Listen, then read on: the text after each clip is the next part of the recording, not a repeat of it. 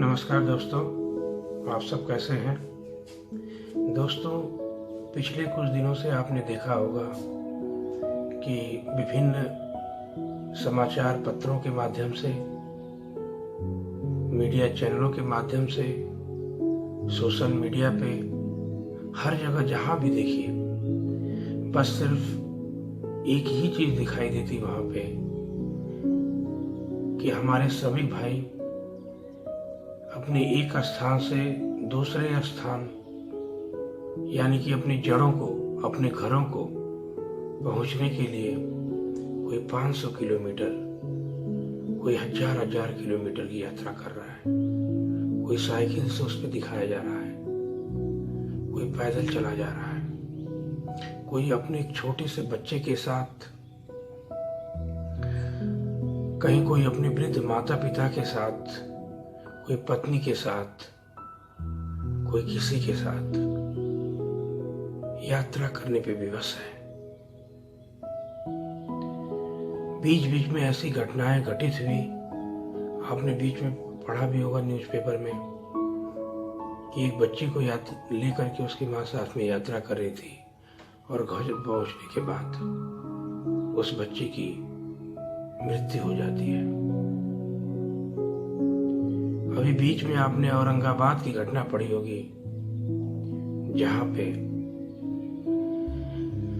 हृदय विदारक घटना घटित हुई, जिसमें हमारे कई सारे मजदूर साथी, श्रमिक साथी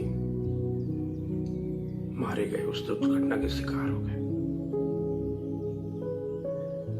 और उससे भी बड़े दर्दनाक, जो हृदय को झकझोर देने वाली घटना थी, उस ट्रैक पे पड़ी हुई रोटियां। वो ट्रैक पे पड़ी हुई रोटियां, जहां पे हम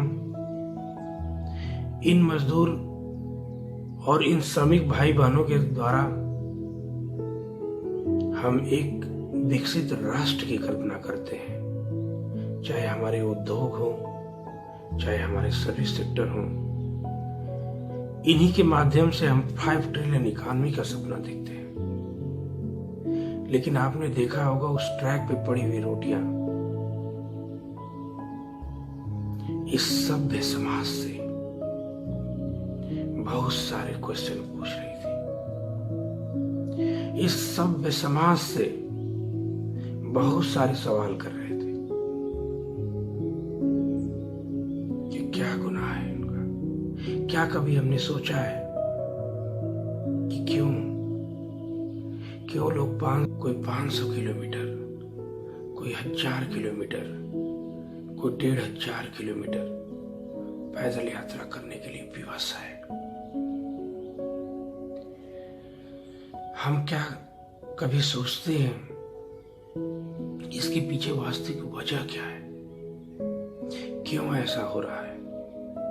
क्यों लोग ऐसा कर रहे हैं? इसके पीछे हम एक ही चीज पाते हैं। इस सबको विश्वास है कि अगर जो हम अपने जड़ों की तरफ लौटेंगे तो कोई न कोई ऐसा रास्ता हमें मिल जाएगा। इस अनिश्चितता के माहौल में, इस अनिश्चितता के वातावरण में कोई न कोई ऐसा रास्ता मिल जाएगा कि जिससे एटलीस्ट कुछ नहीं तो अपना वो पेट भर सकते हैं। कहीं न कहीं उन्हें ये लगता है कि हम अपने परिवार में पहुंच जाएंगे तो कम से कम किसी न किसी वे में, किसी न किसी रूप में एटलीस्ट जिंदा तो रहेंगे। कहीं न कहीं उनके दिमाग में बात है। किसान परिवार से हूं, मैं समझ सकता हूं इन सब चीजों को। मेरा तो बस एक ही निवेदन है कि हमें किसी भी तरीके से, किसी भी परिस्थितियों में हमें इनका उपहास नहीं उड़ाना चाहिए। अगर हम इनकी व्यवस्था नहीं कर सकते तो इनका उपहास उड़ाने का अधिकार हमें किसने दे दिया है? इन्हें भी अपना जीवन जीने का उतना ही अधिकार है जितना और लोगों को। क्योंकि बहुत सारे हमारे श्रमिक साथी गांव की तरफ पलायन कर रहे हैं। तो मेरी एक अपील है, गांव में जो भी संभ्रांत लोग हों, जो भी सक्षम लोग हैं, वो किसी न किसी रूप में इन श्रमिक भाइयों की अभी मदद करें। जब तक स्थितियां सामान्य नहीं हो जाती है, मदद आप इस रूप में कर सकते हैं कि उनको श्रम का कोई न कोई साधन उपलब्ध कराएं। जैसे खेती के कार्य हों, जैसे छोटे छोटे रास्तों का निर्माण करना हो, या और भी उस तरह का कोई सामूहिक कार्य हो, कहीं साफ सफाई या किसी भी तरीके से कोशिश करें जो भी संभ्रांत लोग हों आगे बढ़ें।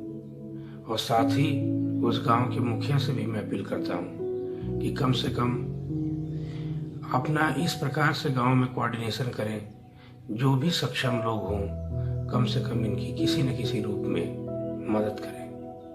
और साथ ही मैं सभी लोग से ये अपील करता हूं कि जो हमारी एक पुरानी परंपरा चली आ रही है, धीरे धीरे वो हालांकि लुप्त हो रही है, इस वर्तमान परिप्रेक्ष्य में वो बहुत ही ज्यादा महत्वपूर्ण हो जाती है। और वो परंपरा है वस्तु विनिमय की। जो हमारे अर्थशास्त्र के विद्यार्थी होंगे वो पढ़े होंगे कि हमारे पहले प्राचीन काल में वस्तु विनिमय प्रणाली चलती थी, और भी अभी भी इस समय बहुत सारे गांवों में, बहुत सारी जगहों पे अभी भी चलती है। तो थोड़ा एक दूसरे को सरवाइव करने के लिए वस्तु विनिमय प्रणाली की तरफ भी आप ध्यान दें, जिससे जब तक ये परिस्थितियां सही नहीं हो जाती तब तक एक दूसरे का हम सहायता कर सकें, एक दूसरे का मनोबल हम बढ़ा सकें, और एक दूसरे के जीविकोपार्जन के हम एक माध्यम बन सके। कहीं न कहीं एक दूसरे का अगर जो हम हाथ पकड़ते हैं तो निसंदेह आगे आने वाले समय में जैसे परिस्थितियां सामान्य होगी, फिर यही हमारे श्रमिक भाई राष्ट्र की तरक्की में जरूर सहयोग